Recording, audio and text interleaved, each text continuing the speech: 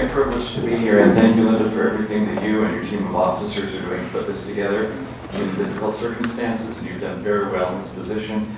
And Weber County has clearly shown what can happen with good party leadership, and when you elect good Republicans in the county and state legislative positions, and prosper very well. So thank you for everything you've done. I was supposed to say something very quickly about Abraham Lincoln. You've heard all the accolades so far, you know them very well. I have to admit, the thing that I like most about Abraham Lincoln was he was funny. He had a sense of humor in every situation that took place. And he also was smart about it when he did it. For example, there was a new song that took place at the time when he had just married Mary Todd, I'm sorry. And the ending line, which was repeated twice, was, "I have not loved lightly, I think on thee yet. I'll pray for thee nightly till life's sun has set." And of course, as they were singing it together in a communal singing area, Lincoln ended the song by singing the words, "I'll pray for thee nightly unless I forget." His wife heard him, and this is what I like about Lincoln. Not only was he very smart and could rhyme at the spur of the moment, he also was not stupid.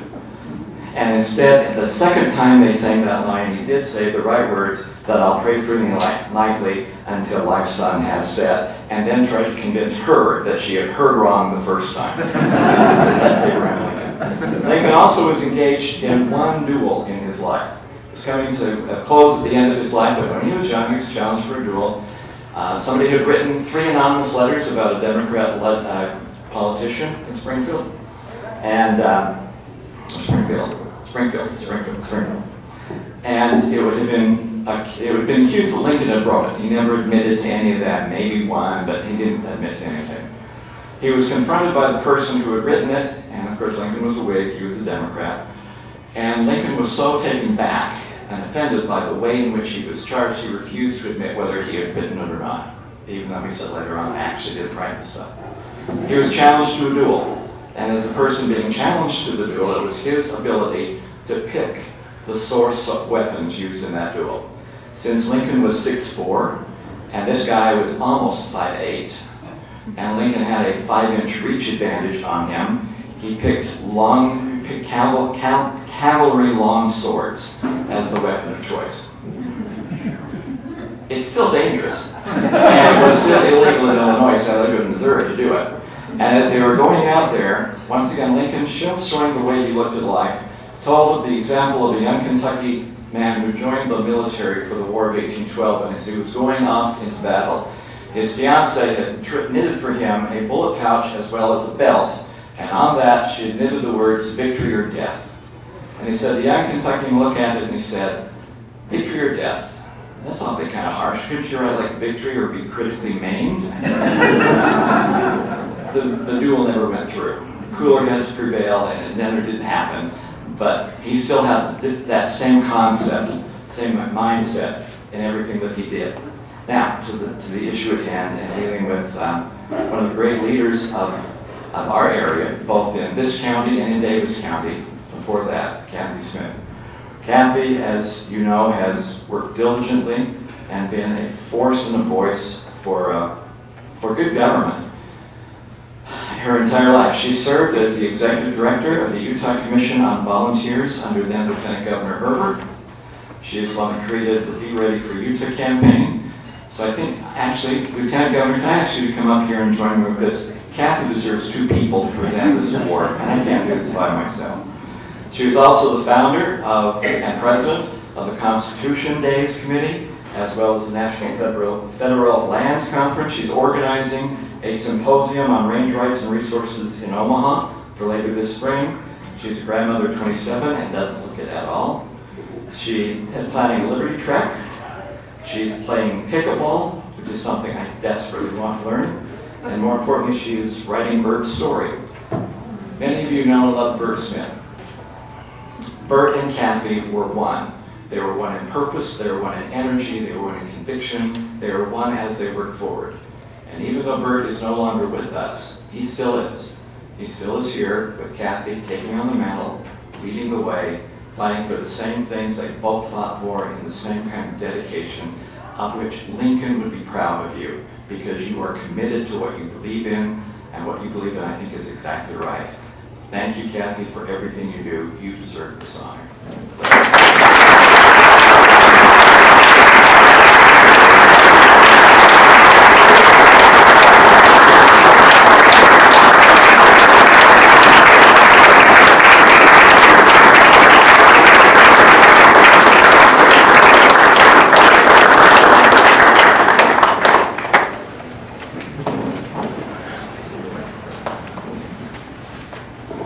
Really honored to have this eagle to go with birds that he received a couple years ago.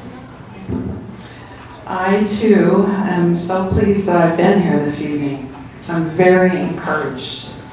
Somebody like Lindsay to help all of us reach this next younger generation, I think we're in good hands. So I think it's very safe to say that I wouldn't be here if it weren't for Bert. I might be there, but I wouldn't be here. When I first met Bert in 1976, he was actively promoting the bicentennial celebration and inviting everyone he knew to study the Constitution, including me. That's when I first started to fall in love with Bert Smith and the principles of liberty. The first campaign I volunteered for was Jim Hansen's campaign in 1980. I was Weber County's young Republican chairman at the time. And like you, I've been a delegate, I've been a volunteer, and I've been a faithful registered voter my whole life. I might have been all of those things, even without Bert's influence, but it was in those 10 years that we were married that I really saw what it means to sacrifice time and energy and resources to defend freedom and liberty. During that 10 years, I watched as Bert would prod his fellow cattle producers gently to resist things like the National Animal ID system, which he recognized as an unnecessary duplication of state brand laws, and even worse, a threat to privacy. His support of Utah's Transfer of Public Lands Act was another round in the Sagebrush Rebellion that he had launched 3 decades before in Nevada. Bert witnessed government abuse at every level, and he called it out without much regard for his own popularity or comfort, and he didn't care much about going along to get along. Yet when it came to individuals, I was amazed at Bert's caring and loving and kind way. He often said, "Christ sees salvage in everyone." During those 10 years, whenever anyone would ask me what I was doing, I would always say, "I'm just trying to keep up with Bert," and I meant it. And there were times when I wondered if after he was gone, I might get some rest. Well, the day Bert died, we had had a very nice day at home. In fact, it was a gift, because we spent the day working on a talk that I'd been asked to give on property rights a couple of days later. And Bert said, "In case I don't make it to the 6 a.m. meeting, why don't you just give me the talk now?" And so I did.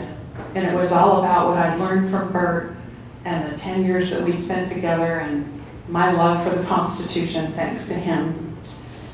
And at the end I said, "Thank you, Bert, for making this story possible." And he said to me, "When you took up with me, you really did take up with my friends and my fights." And I did. And that was a sweet, tender mercy. Because later that night, after we had our supper and watched the news, he just slipped away. Found him sitting in his chair, and he was gone just like that. He was almost 96. He'd worked right up to the last hours of his life. And I had looked at him and said, "Just like that?" And then I thought, just like that. What a blessing. So Bert is definitely still with us. In June, just a few weeks later, my daughter and Bert's granddaughter both gave birth to little baby boys that were born on the same day, 1 minute apart, in 2 Ogden area hospitals. So naturally, holding my grandbaby, I lofted this question heavenward. Did Bert talk to these 2 little boys before they came to earth today? And the answer came immediately and powerfully. Yes, he did. And why wouldn't we? They're his kin. Last May, Congressman Bishop mentioned the Range Rights Symposium we hosted. Bert and I had been planning that. We found some wonderful new partners, and there were people from 11 states that had attended it.